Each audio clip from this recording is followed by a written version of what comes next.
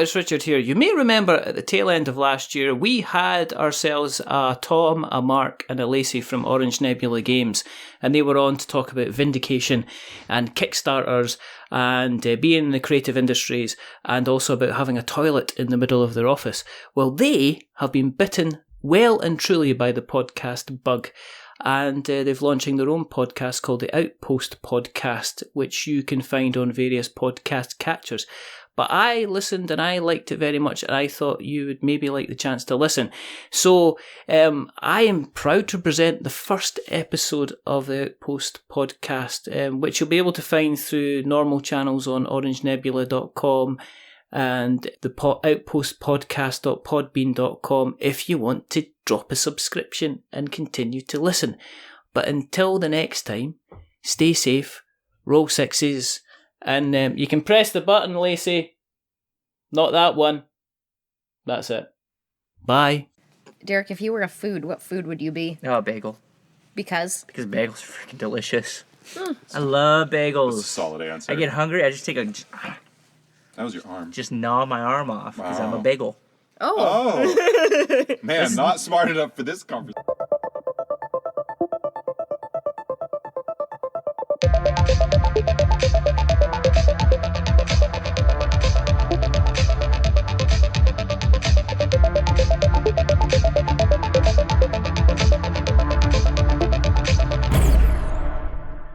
All right, everything has been pushed record. Everything. We're starting over. Yeah. From the beginning. Yeah. There's 4 hours wasted. No. From the beginning of time. Okay, hello, and welcome to the Outpost podcast. Hey, woo. My name is Lacey, and I'm going to be leading you through this circus today. We have with us. I'm Tom. I'm Derek. I am known as Mark. Sorry, I was Okay. drinking coffee and I was unprepared. We're all drinking coffee this morning. I bought water for everybody so that we'll stay hydrated. Water. It's important. Water's for Lacey's fish. very good at this. Yeah. At the bringing of the water. Agua. Our bodies are made of what? 60% water? It's important, people. When you're with us. Oh, that's true. Normally the rest of us are languishing at like 30. Coffee and sweat. Yeah, and it's just yeah, coffee and It's desperation. not good. So anybody who has stumbled upon the Outpost podcast has probably heard of Orange Nebula before. Maybe they've seen our Kickstarter. Maybe they own Vindication, and maybe it's sitting in their game shelf or on their table, and they want to talk to us and hear more from us. So Or maybe it's a year from now and this podcast is a huge deal and people are going back to episode 1. Start at the beginning. I like Yes. that. So our goal today is just to give people a little bit more insight into Orange Nebula. So let's talk about what's going on at Orange Nebula right now. What are we up to, humans? Well, right now we are up to fulfilling the last 1%, basically, of the Vindication orders, which are the troubled orders, things that have vanished into the postal system somewhere, things where people are, the game is caught in customs or never showed up. And then other than that, we launched our merch store at orangenebula.com and have been completely blown away by the interest in it. Right. So we, as designers, are really excited by merchandise. Especially, really well designed, high-end merchandise, which is something that the board game industry doesn't have a lot of, and we didn't really know how it would be received. It has been received overwhelmingly well, which means we have a ton of shipping to do, and there are 5 of us, and we can only stuff packages so Yeah, that's quickly. been fun. We've been like employing little brothers and and nieces and nephews and We now stepkids know, we and understand their purpose in life now. shoving Order envelopes fulfilling. full of t-shirts. Derek, how was it getting the website all ready for selling the merchandise? Equally as exciting and terrifying all at the same time. Because whenever you build a website, you always hope that you always cross your fingers that you've, crossed your T's and dotted your I's. And then when you hit launch, and you just hope and pray that the wheels don't fall off, and you're just hoping it goes. But it's been a great success, and it's been really exciting, kind of like what Tom was saying, to see all the orders roll in and see the excitement around not only Vindication, the board game, but all the merch that we're doing. And it's just been really cool to see that kind of all unfold. But yeah, the website is trucking along. And Mark, as we've opened up the store and been selling merch and that kind of thing, is there anything that, I don't know, maybe makes you the most proud or that you're the most happy about just over the last month or so that we've been doing? I just love the way we've come together as a team and what it's done for us internally, because I think that shows externally. The merch is awesome. The game, the game design and the game, fulfillment and those things are really rewarding. But this group of people and what we want to do and our vision coming together is what's the most exciting for me. These guys are all-stars. Oh, I love it. They're freaks. working on new games, which we don't have a lot to talk about today because we're going to try to keep it short. By the way, we've already edited out like 17 minutes. And most of it was talking about bowels. Yeah. I did turn the heater on the toilet seat, so that's all. We're ready. It felt great when I sat down. At this point, half the people just stopped listening and the other half They're just like, subscribe. Yeah, we're working on new games. We've talked about the space game, the collaborative space game that's coming up. There are other games too. Mark and I are both working on games independently, and then we bring them together into the group and work on them collaboratively. I think you'll find that the Orange Nebula format is going to probably be co-designs. Everyone will start things individually, but then in the end, we'll work on them as a group. You'll probably see more than one name on most boxes.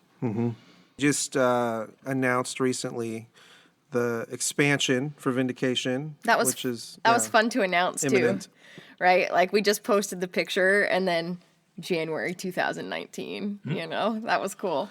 Yeah, it wasn't ever really in the plan to bring that to fruition right away, but I'm really happy with it because it brings to life some of the stuff that was early on in the development, stuff that we're pretty jazzed about. And it was fun when we decided to do it. Mark and I go on these designy walks where we walk over the bridge near our office and we just talk about things. And we were walking over the bridge and we were talking about what we could do for an expansion for the game. And I started saying, well, what if we do this? And Mark said, well, that's interesting. That was actually in a version of the game, and I took it out because it was too much. So, well, what if we do this? And he's like, yep, that was in it. And I was like, what if we do this? And what if then this happens and you can do this? And he's like, okay, all of this already exists. It's already play tested. I have art for half of it. Okay. We're independently coming up with the exact same thing. It's probably a good idea. Let's run with that. And so it came together really quickly, actually. Yeah, a lot of the content for this expansion for Leaders and Alliances was in very early development of the game, like years ago. And stuff that was really close to my heart and felt awesome, and people play tested it and loved it, and it just kind of evolved away from it. So to be able to bring it in as a separate expansion is pretty sweet. And Mark, can you tell me a little bit about some of the artwork that's going into this expansion, or do you want to wait and talk about that at a different time? We're going to be revealing pieces of that to our email subscriber list, and then also during the campaign, we're going to be doing unveilings of that. So it's so beautiful. Even just the cover art for the expansion box.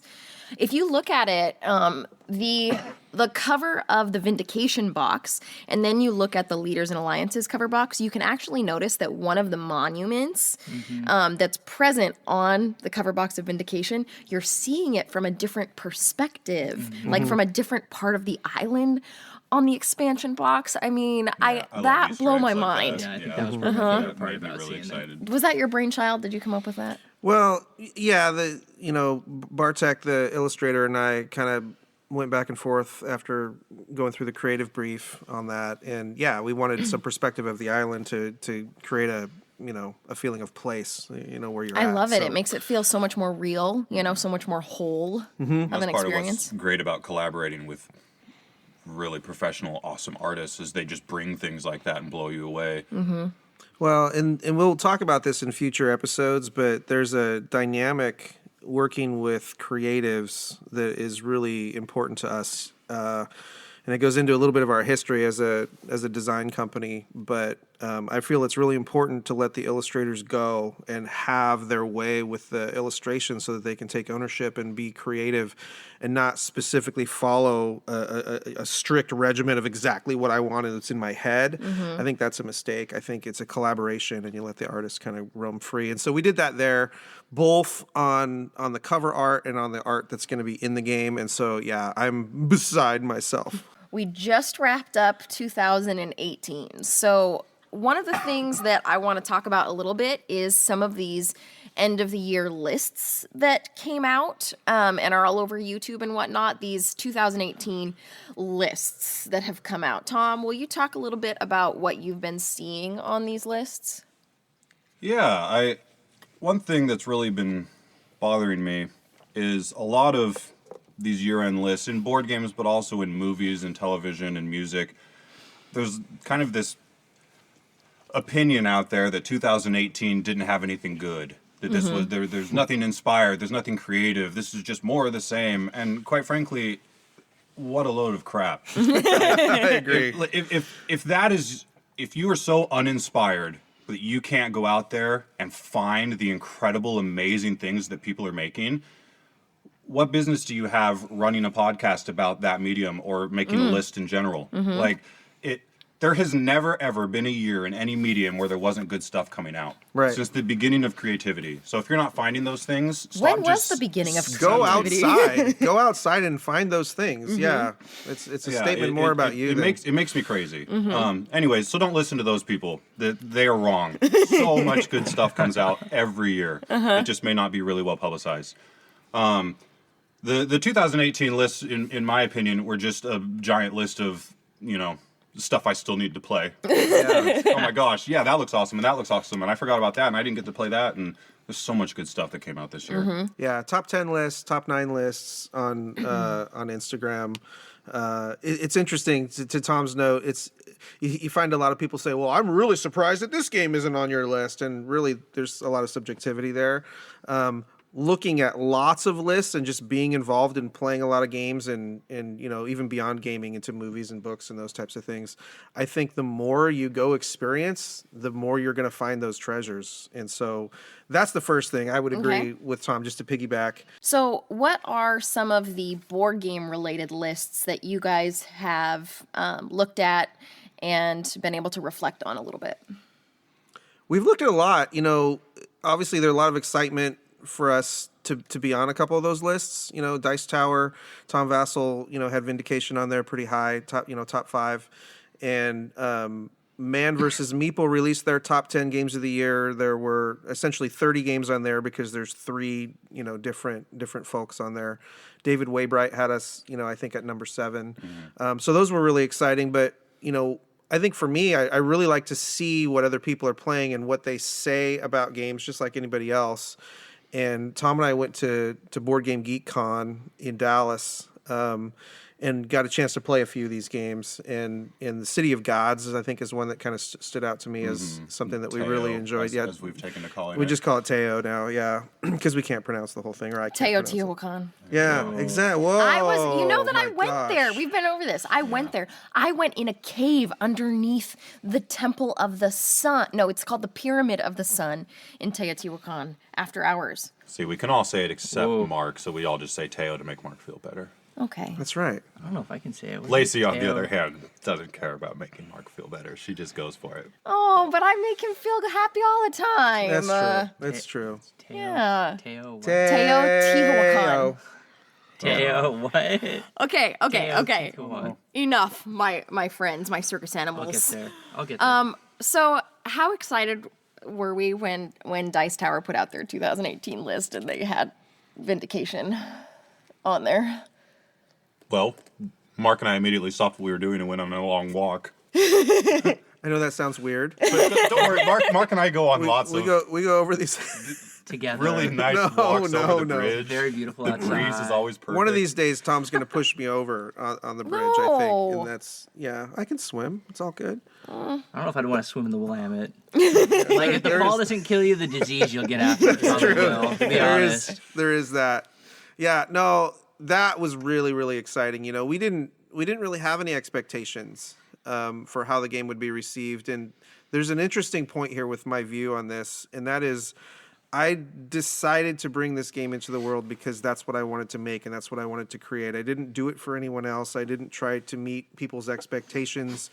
I made a game that I think is fun and spent a lot of time playtesting it and perfecting it and making it really diverse and all the things that go into that. And I learned a lot along the way, and I made a lot of mistakes and kept going. And so I was hoping that it would be well received, but I didn't have, I figured I'd never hear back from people if they didn't like it, and Tom loved it, Rado really liked it, and Man vs. Meeple liked it, and a bunch of other reviewers, I think, really liked it, and some people don't like it, and that's okay too, because it's not for everybody. What's exciting about that, though, is it's really validating to hear people who play a ton of games like our game. That's exciting. But it's equally as exciting just the exposure to know, absolutely. like, now so many other people are going to have the opportunity to make that value judgment for themselves because they know about it now. And our visibility is very small. So just having him Super talk small. about it is going to give so many other people the opportunity to play it. And if one new person gets the chance to play it and like it, that's exciting. And I think obviously well more than one other person is going to play it now. So, Yeah, most people are like, what is this? never heard What of is this, it. Vindication? Have you heard of this? That's cool. But no, they haven't. Okay, so we've been really excited about that, but now we are into 2019. We've gone really one full year in the public as Orange Nebula, and now we're entering into 2019. And maybe we could actually tell people what the heck Orange Nebula actually is. Who are these people? Maybe we should do that. We probably ought to. So that's kind of my goal today, is to kind of give people who are interested just some more insight on who we are, what we do, because I think we're kind of interesting. Maybe they will too. You think? Oh, we're interesting. Okay. Yeah, that's, We're very interesting. You will find out just how interesting as these podcasts go on. Become less reserved. let's see what we're Rolling talking up the about. sleeves. Okay, so Mark, briefly, few sentences. What is Orange Nebula? Well, I need to slip into the time portal first and go Okay. back. That's allowed. So for a long, long time, I have run a creative agency in the Portland, Oregon area. And so most of what we are and who we are is now known as Blue Blazes, which is a creative agency. We focus on branding and consultation and package design and web design and identity and those types of things. Can I interrupt? Yes. Can you explain branding to Well, that's a good idea. 98% of people? That Also, don't you've know? That'll already be hit your many, 2-sentence mark, Yeah, I'm and going to be I've way forgiven over if I do that. 3 hours But later. what is branding? What does that mean? So there's a longer discussion about what branding is. What we do is the visual design as it relates to presenting a brand to make it charismatic, to draw more people into your community, and to reveal to people the reason why they should do business with you. Branding really is the public perception of what a company offering is valued at. And so anybody who says they do branding, which just means they're involved with branding. And so I could go on for hours about that. Good. I'm glad you're not. That was perfect. You asked the question. People know. Don't be high-fiving in front of my face. 5. All right. You can high-five again. Yeah, so, Okay, so so that's the Blue background. Blazes. Orange Nebula is not the service side. So Blue Blazes has become the service side where we do work for other folks all over the nation, mostly in the Northwest. But Orange Nebula is our product offering side where we want to inspire people by bringing cool ideas into the world. And we started with a board game, and we're going to be doing more board games.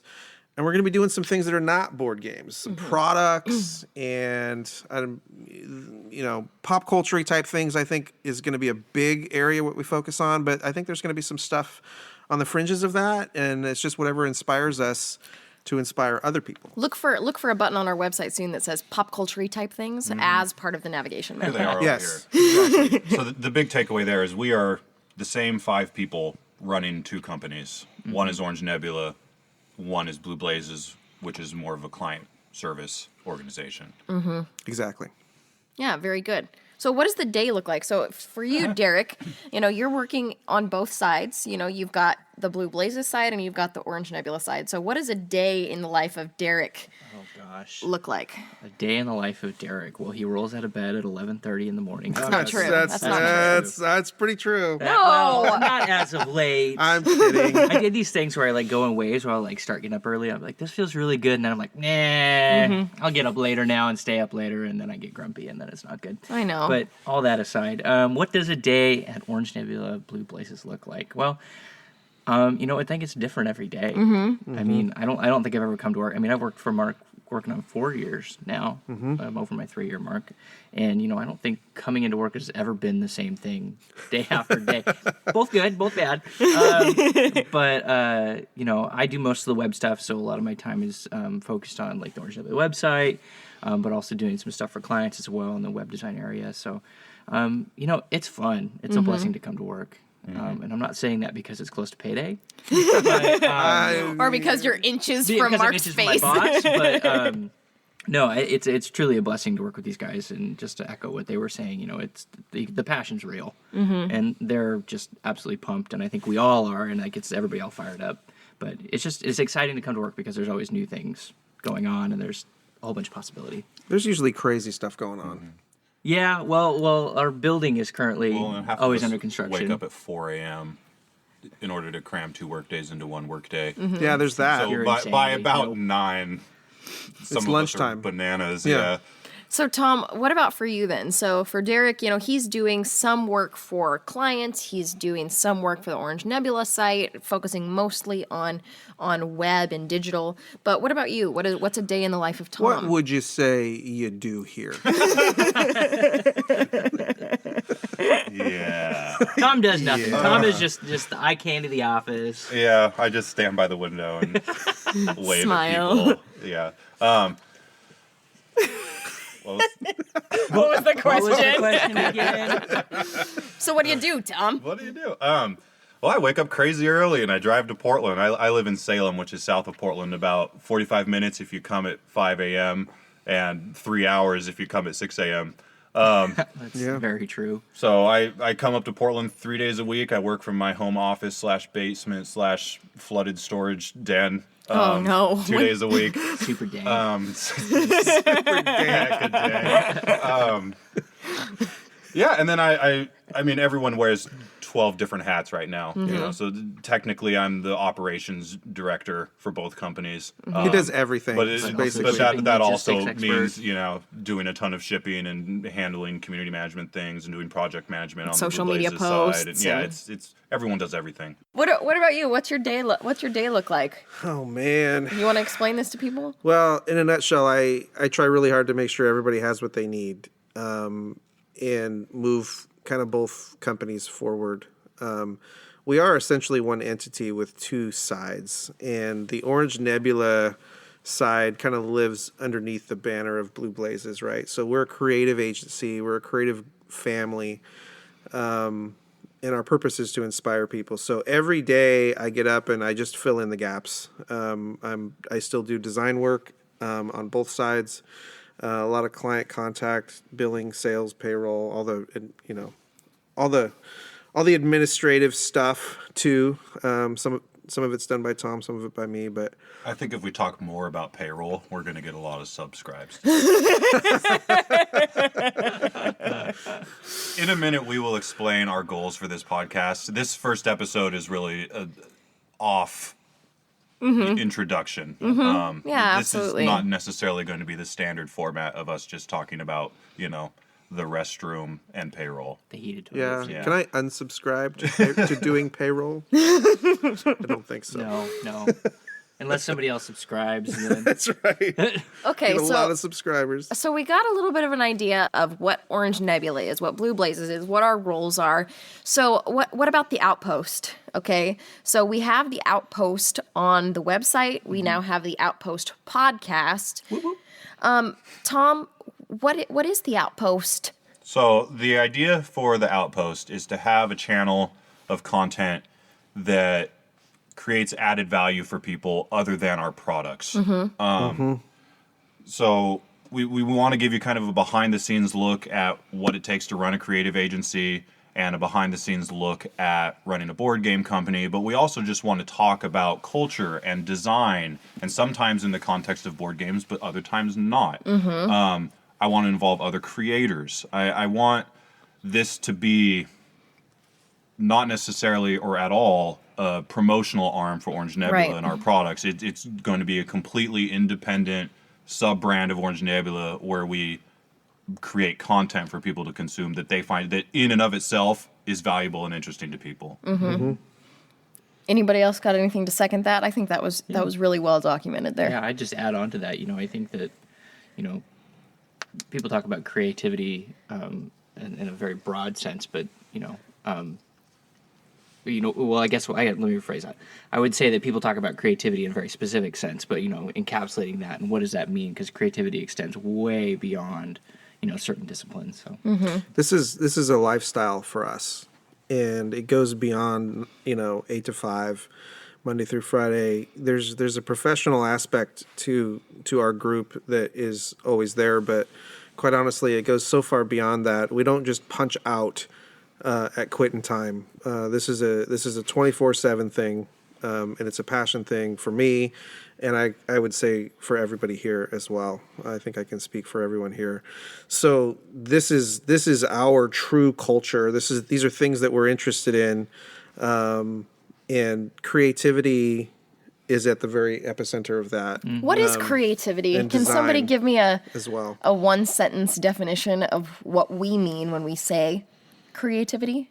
I kind of like what Mark was saying. It's a way of life. I think that's kind of an abstract way to look at it, but I think it is, or at least from what I've seen in our organization, is like the ability to listen hard enough to inspiration and use our power to bring something into the world, and probably specifically through our filter, things that are going to make people's life better and happier and more fulfilling. I'll tell you what creativity is not. It's having wonderful ideas that live in your head and then you don't do anything with them. I think to create is to be creative. And so if you're not making things, then you just want to be creative. And it may sound harsh, but deal with it. That's an expression the of truth. the wonderful things happening in your matter. Yeah, and thinking about something and doing it are two very, very different things. And a lot of people wish and want, and I was one of those guys for a long, long time. And there's nothing like making something. And it's never going to be perfect. Just make it anyway.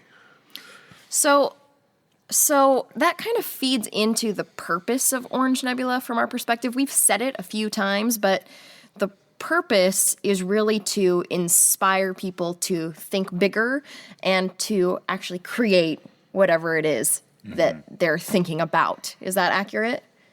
Yeah, my vision at the beginning with this, and I think I'll speak for all of us, and we're all part of the group together, it's to inspire people to think bigger so that they will take actions to overcome whatever things, are in the way of that. To create, to write, to go, be a better parent or whatever it might be. Anything. Just be inspired to go do it and stop thinking about it. Well, and hopefully we're going to inspire that just by modeling it. Like we made a game, or we wrote a book. Or we've shoved 4 people into a studio to try to put together content that people will love. Maybe next week it's 12 people, and we're all sitting in a pile, and the video is excellent. Yeah. We're just going to keep making a smattering of things that we're excited about and we're passionate about, and hopefully people will see like, oh yeah, just make stuff, right? And then do it. Because the people that inspire me the most aren't necessarily the people talking about being inspiring. It's just the people making amazing things that they obviously are passionate about, and they're just doing it. And Yeah. And so that's what we're going to do. Sometimes whatever words- we want to make, there it is. Sometimes words aren't necessary. You just make the thing and let people bring to it their own experience. I mean, there's a bigger conversation there about art, what art is, and art goes through the lens of your own experience, and it's the same with anything that's made. That's the reason the games that we make are for some people and not for others, and there's so much subjectivity there, but it should never prevent someone from using all their gifts, abilities, and talents to go just do something with it. Sound like you said gifts. Use your best gifts. Dank knees. Yeah. I want to do a hashtag smattering. That's what I heard when it was coming out of your mouth. Smattering. Smattering. That is a fun word. I swear I had something to say just now, but I was distracted by A smattering. the smattering. The I also smattering. like juggernaut. That's one of my favorite words. Oh, That's random. okay. Juggernaut. All right, my Smattering. friends. Do you know what A juggernaut smattering means? Juggernaut. What does juggernaut mean, Mark? Unstoppable force, Tom. Yeah, That's what it means. I Yeah, know, you want to the learn? X-Men taught me that, like all things in life. There you go. Exactly. All right, humans, listen. We are coming to the end of our first. And non-humans, Who else? just in case. We're very inclusive. We are very inclusive. If you're not human, you're part of our family. It's Thank you. okay. Some alien somewhere just like, oh, thank you. We do have one thing we like to do as a group is be really mindful, and we sit down and we have these mindful conversations. And a conversation we had recently was, what are our core values? And one of our core values is a family-style community that's very inclusive. Yes. So I'm sorry we almost left you out, non-humans, Oh my gosh. That's right. but that's not our heart. Anything else that you guys want to go into? I think we touched on most of the core values. You know, some of the strategies that we intentionally use, I think most people see in the work that we're doing. But is there anything else that you guys want to touch on before we kind of give them insight into what they're going to expect from the next episode? I don't know. Tune in and find out on the next There you go. Outpost podcast. Derek will be recording all our bumpers from here on out. They're all going to be sung to the tune of Hamilton songs. There we go. Oh, Well, I think that pretty much gives people way more insight into us than they ever wanted. We promise to be more entertaining in the future because we won't be talking about ourselves. Are and you it'll not become less awkward. entertained? All right. Well, I hope that gave everybody a really good sneak peek into Orange Nebula and what we're about. I just want to reiterate how much we care about our community. We are so grateful for everyone who has had any part of our community. And for anybody who's tuned in and listening to this, we are so grateful for your presence. And we hope that we are doing our part to inspire you to think bigger, which is a new word, beggar. Think beggar. Think Hashtag beggar. The smattering. Okay, so next episode, we're going to talk a little bit about the upcoming Kickstarter and a little bit less about ourselves. Can we do a nice send-off? Can we say goodbye to all the humans and non-humans? Tom, give them your final words. Goodbye, non-humans. Derek, give them your final words. So long, and thanks for all the fish. Thank you for that, Derek. Now I feel like I'm on the right podcast. Mark, poor fishies. give them your sign-off. Oh, we love you all, and you already know that. There's nothing else I need to say. All right, thank you guys so much for coming by. If you want to stay in touch with us, orangenebula.com is your hub. You can sign up for our newsletter. You can find us on Facebook, on Instagram, on Twitter. We would love to see you on Board Game Geek as well. So check in with us wherever you are. Chances are we're going to be there. Hooty-hoo! That was weird. Wow. It's not.